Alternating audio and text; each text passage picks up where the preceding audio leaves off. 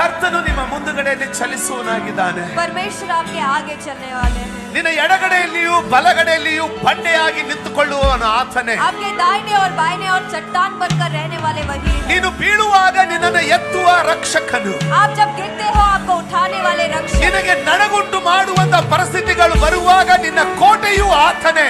आपको हालात आपके खिलाफ जब हालात आए आपके किला वही ನಿನ್ನ है. ಕೊರತೆಗಳು ಮರುಭೂಮಿಯಲ್ಲಿದ್ದರೂ ಸಹ ಬಂಡೆಯನ್ನ ಸೀಳಿ ತಣ್ಣೀರನ್ನ ನಿನಗೆ ಉಣಿಸ್ಲಿಕ್ಕೆ ಶಕ್ತನಾಗಿರುವಂತ ಬೆಂಕಿಯೂ ಆತನೇ. आपके हालात बंजर भूमि क्यों ना हो चट्टान को फाड़ कर ಈ ಬೆಳಗಿನ ಜಾವ ನಿನ್ನನ್ನ ತನ್ನ ಮಗುವಿನಂತೆ ಎತ್ತಿಕೊಳ್ಳುವ ರಕ್ಷಕ.